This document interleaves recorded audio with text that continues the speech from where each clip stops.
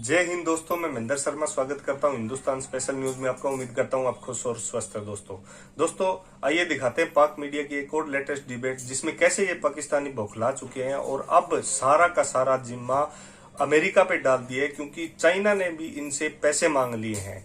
क्योंकि चाइना ने एक तो जुर्माना मांगा है और खुद ये सारे सीपैक को भी अब वजह मान रहे हैं कि अमेरिका की वजह से सीपैक का काम भी डिस्टर्ब हो चुका है और सीपैक बंद होने के कगार पे है।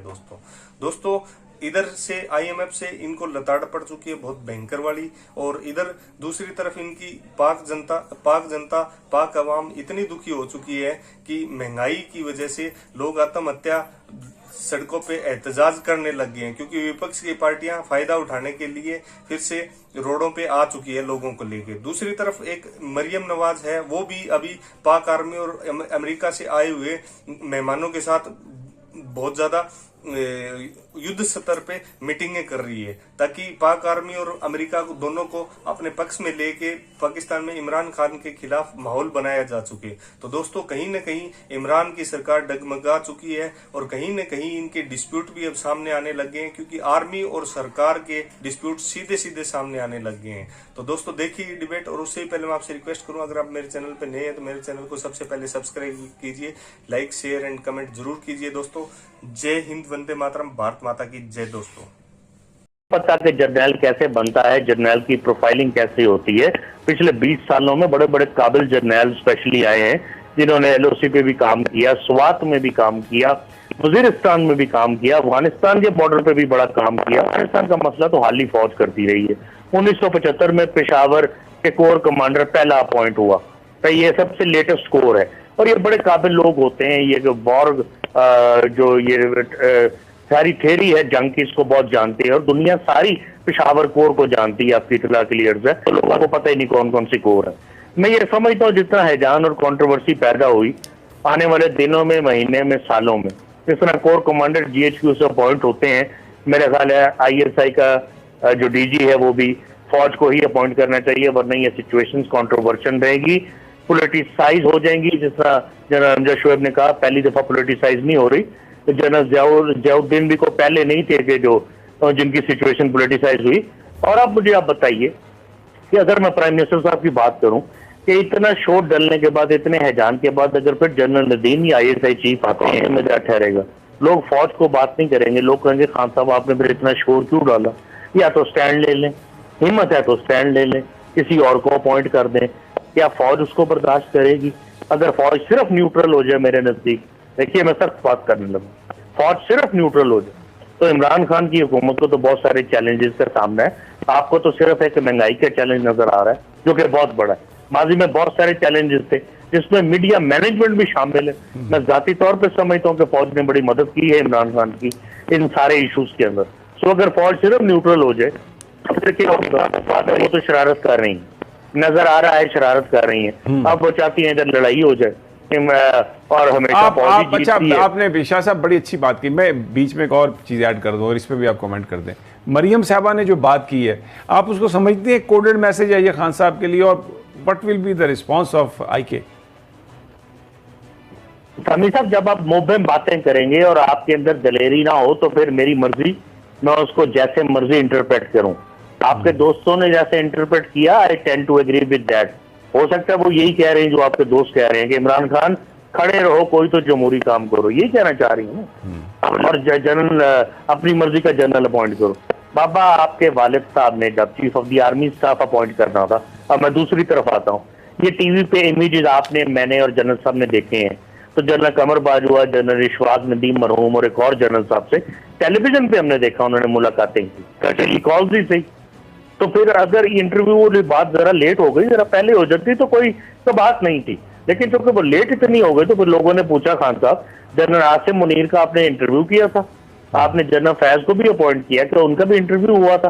फौज ने जो चाहा उसने कर लिया। आपने कहा ओके सर, ये फौज का मामला है, फौज का ज्यादा इनपुट है, मैं कर लेता हूँ। अब क्या मसला हुआ? इसका मतलब है बैकग्राउंड में कुछ और चीजें हैं, कुछ और चीजें हैं। जनरल फैज की पोजीशन भी कॉम्प्रोमाइज हुई, पोलिटिसाइज हुई, और आगे इख्तलाफ क्या है हमारे इल्म में नहीं है। ये बातें शायद कुछ अरसे के बाद बाहर आए, लेकिन फिलहाल आईएसआई की डीजी का नोटिफिकेशन जारी हो जाए कोई भी आ जाए तो मामला हल हो जाएगा? नहीं सर, ये क्राइसिस बढ़ेगा। जनरल नदीम आ जाए तो क्या होगा? तो फिर आप समझ लें कि फौज जो है वो, ये सारी अगर जंग है ऑपोजिशन के बगाव तो फौज जीती। ये मामला इस तरह हल नहीं होगा। ये अब दरार पड़ चुकी है शीशे में। आप समझ लें एक जिसे आप कहते हैं कि शीशे का गिलास हल्का सा टूट गया है, तो उसमें दरार आ गई है। ये मामले कैसे हल नहीं होने चाहिए। इमरान खान का जो डीएनए है उसके हिसाब से तो वो किसी और जनरल को अपॉइंट करेंगे। अगर इमरान खान ने मसलियत से काम लिया, अपने साथियों के मशवरे पे काम लिया, तो जनरल नदीम को अपॉइंट करेंगे और फिर हमारे जैसे लोग भी बातें करेंगे कि खान साहब फिर आपने सर झुका अच्छा, एक और सवाल है दिन लड़के। शाह साहब, मेरा एक और सवाल है आपसे। बहुत ज़्यादा मीटिंग्स हो रही हैं। अमेरिकन जो थे लाहौर में भी आए, एक ही दिन में वो मिले शहबाज साहब से भी, मरियम साहबा से भी, फिर चौधरी परवेज़ इलाही साहब से भी। आज आर्मी चीफ से भी मुलाकात हुई अमरीकी नाज़िम उल अमूर की। जो प्रेस नोट आते हैं बाद में वो तो यही है कि अफ़गान सिचुएशन, ख़ित्ते की सूरत हाल, बीमारी का हाल पूछा, ये वो। आप क्या समझते हैं कि गुफ्तगू क्या रही होगी? ये जो मौजूदा इस वक्त पाकिस्तान की सिचुएशन है उस पर भी कोई बात की गई होगी? मैं पर्टिकुलरली जिस रेफरेंस में हम गुफ्तगू कर रहे हैं उसकी बात कर रहा हूँ।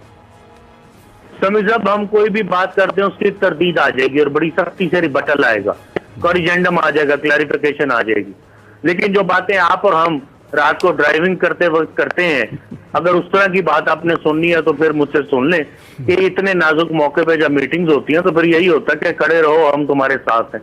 क्योंकि एब्सोल्युटली नॉट का नारा भी खान साहब लगा चुके हैं।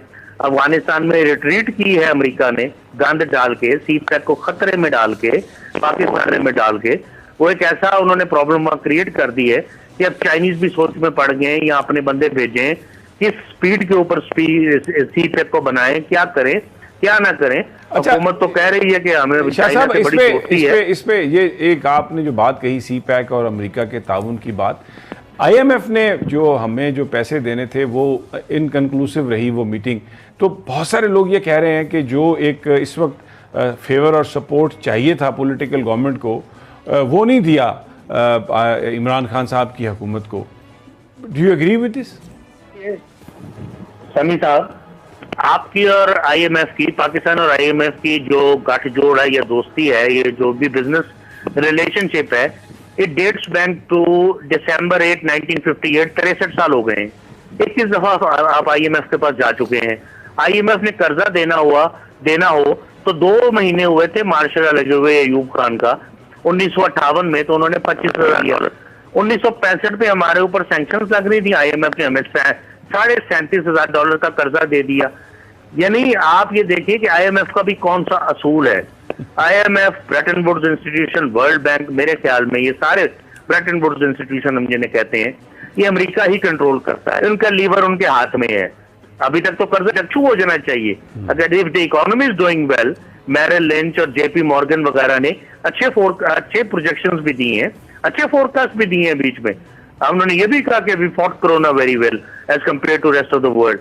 सो if this is the situation, अभी तक तो कर्जा इशू हो जाना चाहिए था, क्यों नहीं हुआ? दिस मीन्स कि जब अमेरिका के साथ को मामला हल होगा, आपका कर्जा इशू हो जाएगा। सीधी बात है। आप मुझे अनपढ़ समझे, आप मुझे कोई सियासी बयान समझे, जो आपका दिल चाहता है आप समझे। IMF वगैरह के ऊपर आप चाइना के पास जाए, उन्हें क्या भाई क्या 20-25 अरब डॉलर दो को, इंटरेस्ट फ्री दो को 5-6 साल के लिए, हम अपने मसले हल करें, तुम्हारा सीपैक बने, तुम वाटर पोर्ट को तुम भी यूज करो, $1 की तुम्हारी एक्सपोर्ट बढ़ेगी, हमारी भी डेवलपमेंट होगी। ना आप चाइना से सही बात करते हैं, ना चाइना जेब से पैसे निकालता है। ठीक हो गया, बिल्कुल। देखिए ना, ये मसला है, ये मसला ठीक। अच्छा, हमारे साथ ही हैं शाह साहब। अलीना, आप मुस्कुरा रही हैं, व्हाट डू यू से? सारी सिचुएशन के ऊपर मेरे ख्याल में जो अभी शाह साहब ने बात की है ना कि DG/ISI की जो तकर्री है, इस पे चीज़ें बहुत क्लियर होनी चाहिए और ये फ़ौज को चाहिए कि वो अपने DG की ISI की जो है वो तकर्री खुद करे ताकि एम्बिग्यूटी ना हो। दूसरी तरफ इमरान खान साहब जिस तरीके से चीज़ों को डिले कर रहे हैं और शुएब साहब ने जिस तरफ इशारा किया, आई थिंक चीज़ें उनके लिए बहुत ज़्यादा क्रिटिकल हो जाएंगी। जो पहले उन्होंने एग्जाम्पल दी है नवाज शरीफ साहब की, और उसके बाद जो एक आपस में कन्फ्यूजन रही कि भाई कौन किसके खिलाफ साजिश कर रहा है, तो वो तो चीज़ें फिर आगाज़ हो जाएगा। और इसमें जो मेरे ख्याल में सबसे बड़ा मैं रोल समझती हूँ इमरान खान साहब से ज़्यादा वो ये रोल हो सकता है कि उनके वुज़रा का रोल हो सकता है। और बहुत से लोग ये समझते हैं कि इमरान खान साहब जो है वो सियासी शहादत चाहते हैं, इस वजह से वो इस तरह की हरकतें कर रहे हैं। लेकिन शुएब साहब ने बहुत कैटेगोरिकली बहुत सी चीज़ों की तरफ और भी इशारा किया है कि उनको वो सियासी शहादत जो है वो मिल नहीं सकती। ठीक हो गया। यहाँ